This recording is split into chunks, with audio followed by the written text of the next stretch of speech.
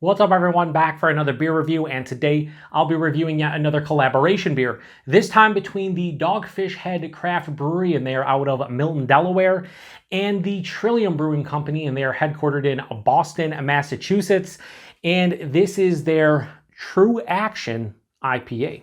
So they're calling this one a continually dry hopped IPA that comes in at 6.5% alcohol by volume. No IBUs listed, time of review. I don't know exactly how old this can is, but it does have a best by date of November 2022, and we are over 4 months away from that date right now as I review this one in late June, and I'd imagine it's quite fresh. So anyway, Dogfish Head, Trillium, they've done a collaboration. I believe this is the one that Dogfish Head released, and they did say it will see distro in the Northeast and Mid-Atlantic region. So if you're not in those regions, you probably won't see this one from Dogfish Head.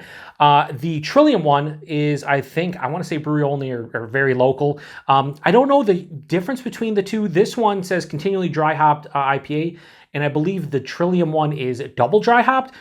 I don't know for sure. Just saying that's what I think the difference is. But anyway, I picked this one up because it's been a while since I've had a Dogfish Head IPA of any sort. It's a cool collaboration, and they have a spiel here. I'm not going to read the last couple sentences because it talks about tasting notes, but it says, a small batch collaboration with our pals at Trillium. Tru-Action is a hazy IPA continually dry hopped with an iconic blend of hops for maximum juicy flavor. They talk about tasting notes, which we're not going to get into. So anyway, let's crack this one open. I'm going to pour it into the kind of hashtag proper glassware. This is the Dogfish Head old school IPA glass. I hate this glass only because it's a bitch to honestly wash, and I haven't used it in a while. I tried to wash it to the best of my ability. It might be some crazy dirty glass mafia going on. We will see. Let's give it a pour here. Another thing is I feel like this glass generates a huge head as opposed to it like a normal glass. See, every single time it seems to do that, and I don't even pour it that aggressive. So anyway, we'll go something like that. Yeah, hazy. You bet your bottom dollar it's hazy. So yeah, that has this really hazy orange juice kind of color up here, and then it gets lighter as it goes down. This is like a pulpy orange juice. No pulp down here. That's kind of the difference. It's funny how it changes. Like, it's probably just the, how the glass gets slimmer at the bottom, why it looks so different. Now on camera it might look all the same, but I'm telling you right now, in person, this is like a hazy, like yellow, like golden straw color, and then up here it's like orange juice. It's pretty crazy. 3-finger of this fluffy, bright white colored head. That looks like a cool ass beer, honestly. It's good nose. Wow, that's really nice. Tons of stone fruit, peach, apricot, mango, pineapple. Ooh. Big citrus blast too. There's like candied, sweeter orange and grapefruit, I'd say. It's a slight like dank, earthy thing going on. Maybe slightly floral. Getting a little bit of like the base malt, very small, like it's kind of like a sweeter bread.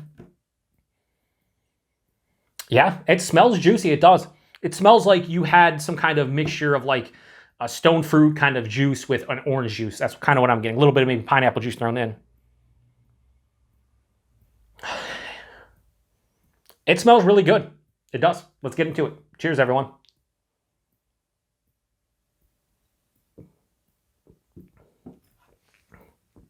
Body and mouthfeel are proper on this. The taste isn't as intense as the nose would have indicated.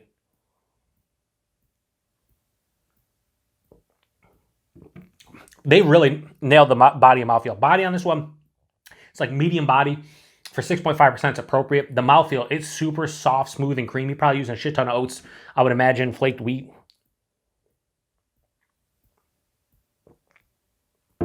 The taste itself, though, it's dialed back, and it's more, for me, in the taste, kind of fixated on that citrus punch and a little bit of stone fruit. So there's a nice, sweet, like orange vibe, a little bit of like a pink grapefruit, and then I'm getting like a ripened peach. That's what I'm pretty much getting in the taste. That's all up front. Halfway through the palate, it starts to kind of kick up the bitterness a little bit, and then on the back of the palate, I'm finished with a mild to moderately bitter beer, and it has like an earthy kind of floral bitterness for me. It's finishes semi-dry too. This is not too sweet, and I tell you right now, the nose was sweeting, super juicy, super sweet, and then you taste it, and it's way more balanced, honestly. I didn't think it would be this balanced.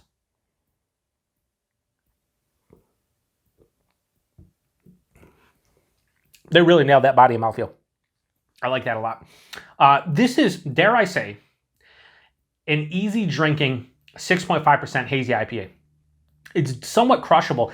I mean, it's balanced out and there's enough bitterness on the back end to kind of keep you interested, because it's not going to be one and done, because I don't think this is, by the end of the glass, it's going to be like, oh, that was too sweet or too much. The flavors are very subdued compared to the nose, but I think that actually works from a drinkability aspect.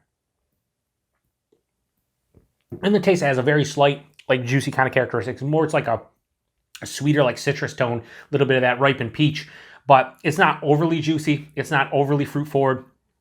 It's really nice. It's not amazing, but I think they did a pretty good job, especially, again, this is, from Dogfish Head. This goes through their distribution footprint. It's not like from a smaller brewery. And I think they did a pretty good job collab-wise, especially considering collabs, for me, more often than not, are miss more than a hit. So anyway, the last thing they said is notes of mango, pineapple, and candied citrus.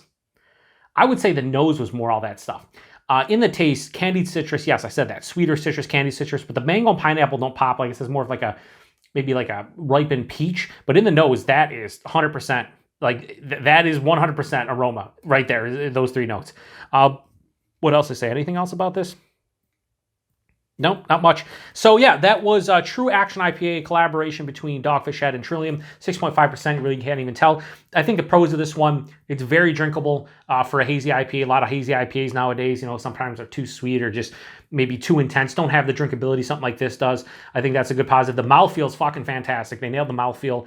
And I think overall, it's a really good beer. The cons to this one, if you're looking for something with a ton of flavor, I don't think this is like going to blow you away. That's pretty much the only con. Like, outside of that, like, it's good. It's nothing amazing, but it's pretty damn good. So Tru-Action IPA from Dogfish Head and Trillium. I have no problems giving that a solid. I'm gonna go high 4 out of 5. I'm gonna go 4.05 out of 5. I think that's a fair score. Now I kind of want to try the Trillium release to see if it was if it's better than this or worse than this or kind of on the same level, because this is solid but nothing amazing. Yeah, it's good. Price point availability. I paid like $4.50 for that can. I want to say a 4-pack of this in my area was like $17, 16 or $17, maybe 8. It was between 16 to 18. It's Dogfish Head. It's Trillium. It's a collab. A lot of people, if you go to your favorite brewery, you probably don't think twice paying 16, 18 bucks for a hazy 6.5% IPA. I mean, other half releases them typically and they're $18. And, if it's good, I have no trouble paying that. Would I pay that again knowing what I'm drinking now? Probably not. But I paid it once to try it. And I don't think it's bad value. I just think the value for me personally is not there compared to some of my favorite breweries. So from that aspect, I would stay away from it. But like, if you want to try this out and it's 17, 18 bucks a 4-pack, like, do it. There's no reason not to. And availability, again, Dogfish Head specifically said this is going to be available in the Northeast and Mid-Atlantic areas. So if you're in that area, you should be able to grab this. I picked this up here locally in Buffalo, New York. It was right on the shelf. That's why I'm doing this as part of like a shelfie beer review thing. This was one of the 9 beers for shelfie beer reviews in the month of July 2022. And it's because it is a shelfie here. And in the Northeast and Mid-Atlantic, you should be able to find this one. I don't think it's going to fly off the shelves. Now, maybe the Trillium version, a little bit harder to get. But yeah, if you've had this one before, let me know what you think about it. And also, if you've had the Trillium Brewed version, let me know what that one's all about. And if you've had both, I'd love to hear your experience with both. Which one's better? Which one do you prefer? Did you drink them side by side? How did that go? Post in the comment section. Let me know. Appreciate everybody stopping by for another beer review here on the Beer Patrol. Till the next one. Cheers.